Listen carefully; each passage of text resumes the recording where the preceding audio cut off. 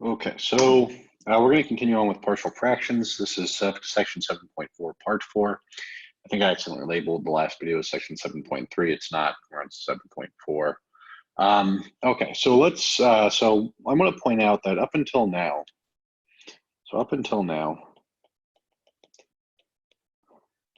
all of our polynomials have factored into linear factors.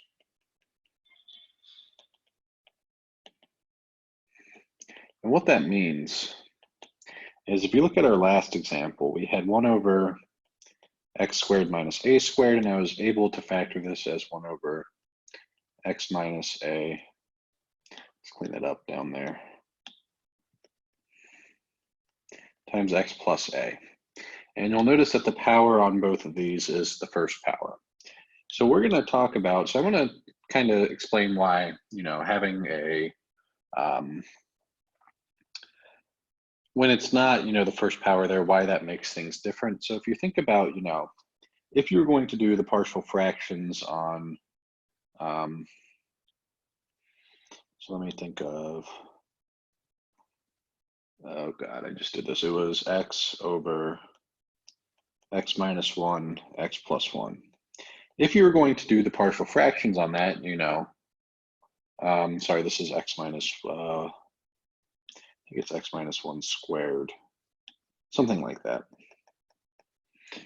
So if you're going to do the partial fractions on that, you might only, you might get confused about, okay, how many terms do I have? Is it a over x minus 1? Is it a over x minus 1 squared? So let's look at an example. I'm going to erase that. So let's look at what happens if we try and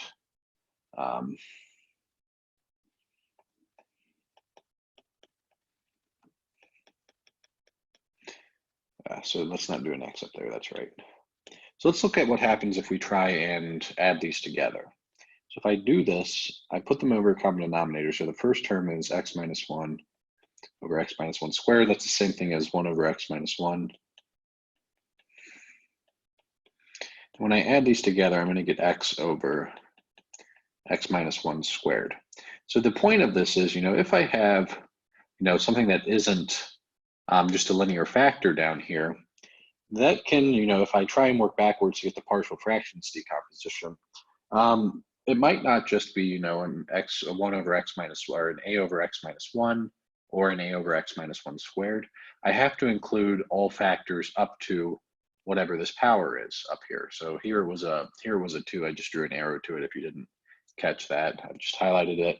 I'm talking about that power that I just got rid of the highlight on.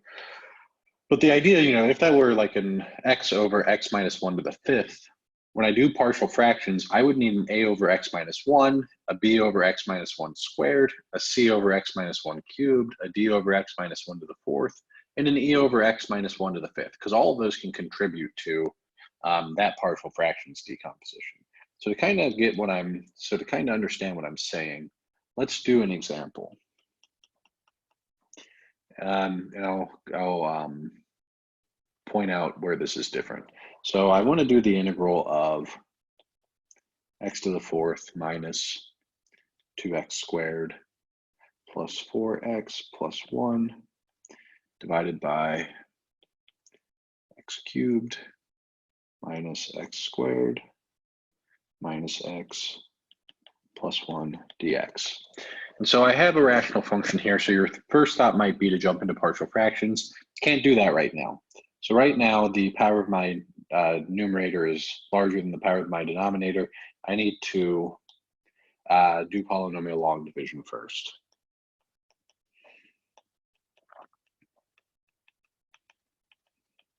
So I'm going to go ahead and set that up. I have x cubed minus x squared minus x plus 1 divided into x to the 4th minus 2x squared plus 4x plus 1.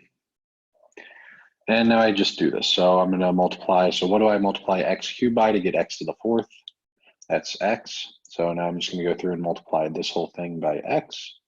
So x cubed times x is x to the 4th. negative x squared times x is minus x cubed. Minus x times x is minus x squared. 1 times x is x. I'm going to subtract these.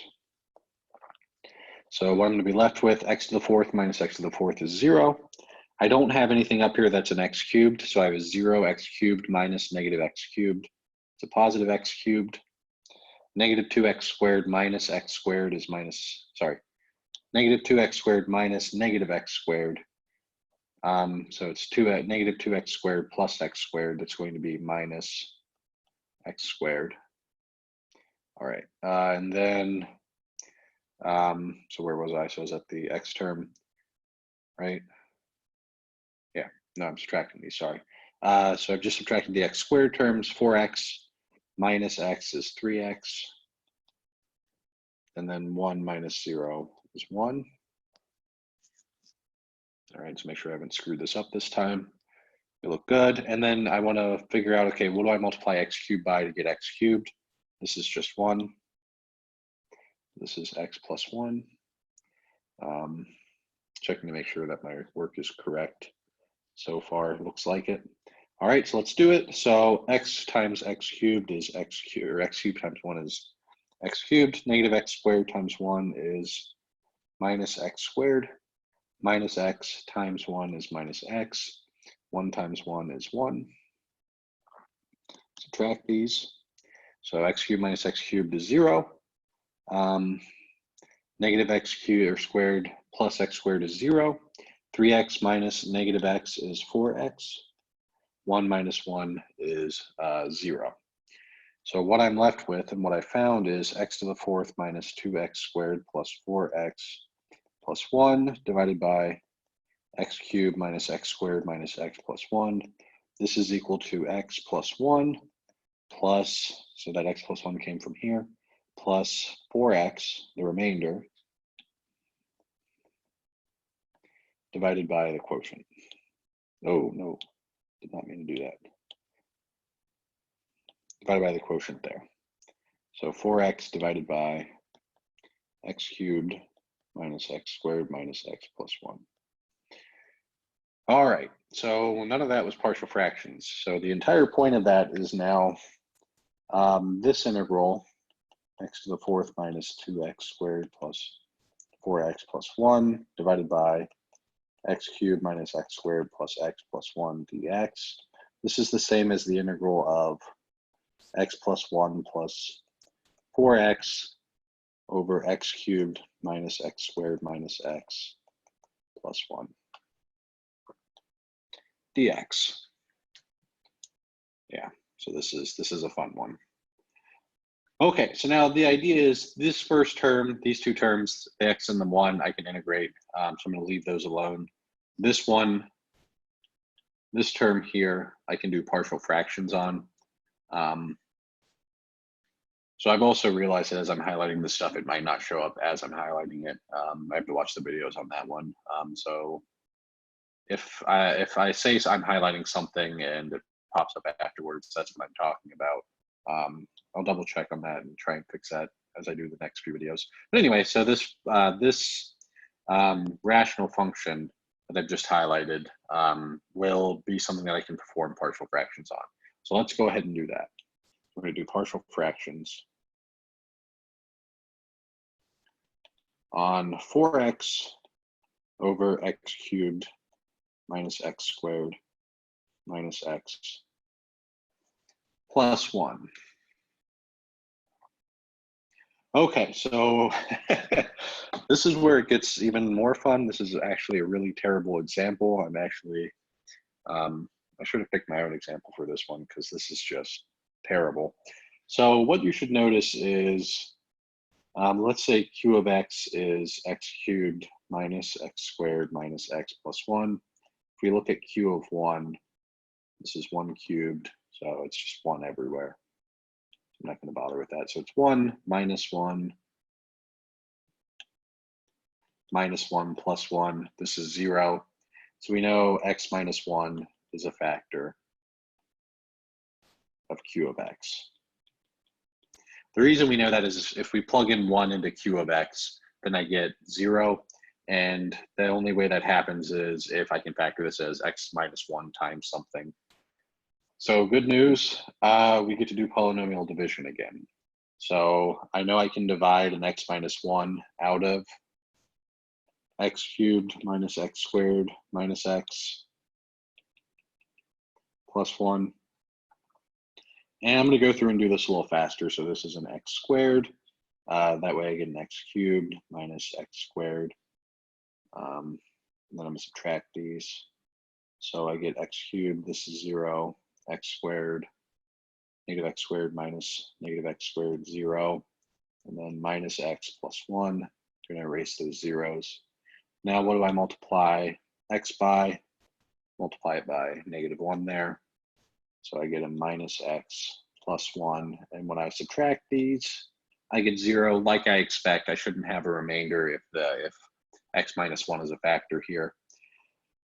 Okay, so what that means is that x cubed minus x squared minus x plus 1 is equal to x minus 1 times x squared minus 1. So it's just this, sorry, let me use the highlighter. It's this times this. So that's one reason polynomial division is super useful. It lets you factor things that might be a little harder for you to do. So let's go back to what we were looking at. So that tells us that then 4x over x cubed minus x squared minus x plus 1, trying to factor this, this is 4x over x minus 1, x squared minus 1. You can continue factoring. This is 4x over x minus 1, and then this is x minus 1, x plus 1. And then this is 4x over x minus 1 squared, x plus 1. So I completely factored this thing here. And that's step 1 of partial fractions. It's to factor the denominator as much as possible. Step 2 of partial fractions is to set up the partial fractions decomposition. So I'm going to have 4x over x minus 1 squared, x plus 1. This is going to be equal to a over x minus 1, so that's my first factor. And then remember that example I showed at the beginning. I can also have a b over x minus 1 squared. Both of those can contribute and give you an x minus 1 squared in some way. And lastly, I'm going to have a c divided by the last factor, x plus 1. So this factor contributes 2 different parts to the partial fraction decomposition. The x minus 1 squared contributes 2 terms there. If it was x minus 1 cubed, it would contribute 3 terms. Okay, so let's put the right-hand side over common denominator like we've been doing. Again, I'm gonna just go ahead and do it because it's an algebra thing. If you need to go back and refresh that, then go do that. You will need to be able to do it. I'm just gonna multiply, each of these terms by all the other denominators. So to get, so you have to be a little careful here. So I only need to multiply a by 1 factor of x minus 1 because it already has 1 factor. So this is gonna be a times x minus 1 and then x plus 1. So that's because, to get an x minus 1 in the denominator with a of the a term, you only have to multiply by 1 term, 1x minus 1. So think about it, if you need to do a little more work to see these common denominators, do it. I'm trying to do this fewer steps, just not because this is a long example. I don't want to bore people who are good with this algebra. And then b, you'll get an x. So I don't have to do the x minus 1 there. This is just going to be x plus 1. So it already has, the x minus 1 squared there.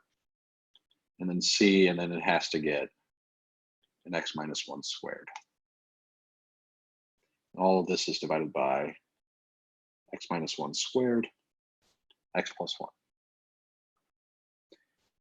So one of the things you can do You don't want to do it. You might be used to just multiplying everything by every single denominator, but you don't want to do that here. You're going to add solutions that aren't correct. You're going to make the equations more complicated than they need to be actually. So again, if you need to refresh how to do common denominators, go back and do that. If you have questions, come to my office hours. We can walk through a couple examples. But the idea is, the common denominator of these three things is x minus 1 squared times x plus 1. I'm just multiplying everything by what I need to get those common denominators. Okay, so let's continue. So I'm going to go ahead and cancel out the common denominators. And then we're going to have 4x is equal to, I'm going to go ahead and expand the right-hand side. So I'm going to have x squared minus 1 for the first term. That's a difference of squares, plus, go ahead and distribute the b, bx plus b, and plus c times x squared minus 2x plus 1. Let me double check to make sure that my work is correct up until now. I'm pretty sure it is. Yeah, so we're good. Okay, so we're just going to keep going. We're going to expand everything. 4x is equal to ax squared minus a plus bx plus b plus cx squared minus 2cx plus c, just distributing. And now again, you can imagine, I have a 0x squared here and a 0 for the constant term. I'm not going to do that. I'm just going to remember that there is no x squared term. So the idea is, I collect all the x squared terms. I'm going to get 4x is equal to x squared, and then I have this a here and a c here. So I get an a plus c when I factor that out. And then let's see. So my x terms, let's try and erase. Yeah, I'm not going to be able to erase those without erasing. So my x terms, I have an x term here, an x term here, and that looks to be it. So I'm going to get a plus x, and when I factor that out, I'm going to get the b and the minus 2c. And lastly, I just have my constant terms. It's negative a plus b plus c. Yeah, so that looks good. Everything looks correct so far. And now the idea is I have two polynomials that are equal to each other. If I set the coefficients equal, that should hold. So the coefficient in front of x squared on the right-hand side is a plus c. I'm going to get a plus c. And on the left-hand side, I don't have an x squared, so the coefficient is 0. Coefficient in front of the x is b minus 2c on the right-hand side. On the left-hand side, it's 4.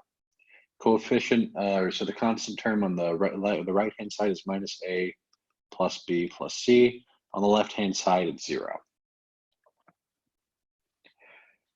So I've solved enough of these equations that I'm going to leave it to you now.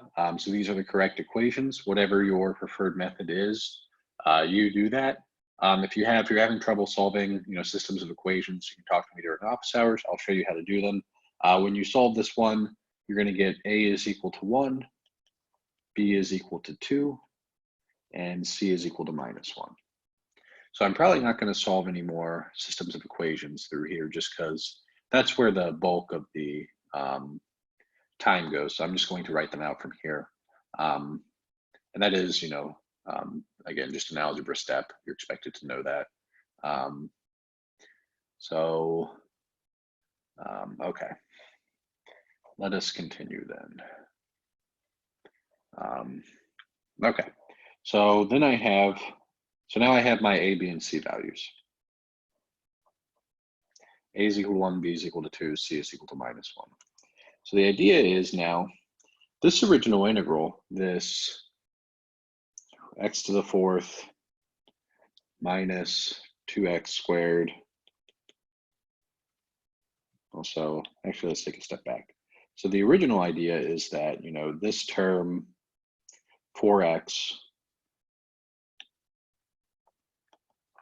over x squared plus 1,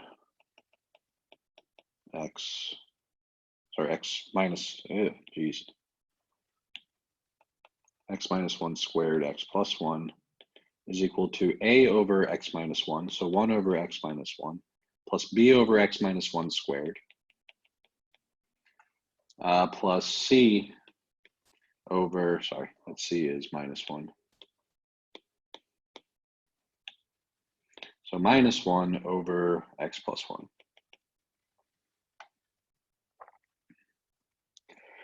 And now this integral that I've been slowly, breaking up. So I started with the original. I turned it into the integral of x plus 1 plus 4x over x minus 1 squared, x plus 1 dx. This integral is actually the integral of x plus 1 over x minus 1 plus 2 over x minus 1 squared minus 1 over x plus 1.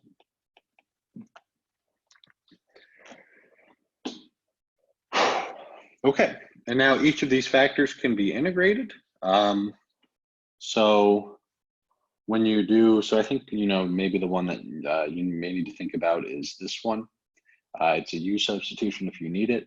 So you're welcome to do the U substitution. The U substitution is U is equal to x minus 1. I'll leave that to you because that's one I can do in my head. And it gives you guys good practice for your quizzes and exams. It's going to be minus 2 over x minus 1. And then minus ln of the absolute value of x plus 1 plus c. So a lot to take in with that problem. So this is our final answer. So kind of just, I'm going to recap it because I know I'm way over my 10 minutes so just as a recap, we started with something that we couldn't do partial fractions on because the degree of the numerator was larger than the degree of the denominator. So we had to first do the polynomial long division, and then we got an integral in the middle of the screen now that was x plus 1 plus 4x over x cubed minus x squared minus x plus 1. I can do partial fractions, so I can do the first two terms. I can integrate those directly. The second term, I can do partial fractions on. And to do partial fractions, I had to factor the denominator. And, the best way of factoring a cubic, there is a cubic equation, but it's really long. So the best way to factor these things is try and guess a root, an easy one. It's gonna be like 1, -1, or 2. Those are always good numbers for these problems. And you're gonna figure out if that is a root or not. X equals 1 was a root. So if I plugged in 1 for this polynomial here, it was a root for this polynomial because I got 0. So that tells me x minus 1 is a factor because that term goes to 0 when I plug in 1. So I can do the polynomial long division and factor it out. And when I do that, I get x minus 1 times x squared minus 1 in the middle of the screen here. Trying not to highlight everything. That way it's not just, blocks of yellow when I post these notes. And then, so I take, that rational function I have, and I completely factor the denominator and perform partial fractions. The new part here was I had a nonlinear term in the denominator, this x minus 1 all squared. When I do partial fractions on something like that, I have to include the fact that, I could have terms that look like x minus 1 or x minus 1 squared in this partial fractions expansion. So that was the new part here. And then from here, it was just putting it all together, finding a common denominator, and getting this system of equations that solves for the partial fractions, and doing the integration from there. So I'm going to stop the recording here. It looks like, one recording is going to be one example. These examples take forever to do, unfortunately. So if you have questions about, any of the algebra I'm doing here, I am glossing over some of it because it's algebra. I'm teaching you guys calculus and this new method of partial fractions. So if you have questions about that, let me know. I can do office hours. We can meet up in office hours and talk about it. I do office hours one-on-one, so you don't have to worry about other students being there. So I'm going to stop the recording here. I can click and be done.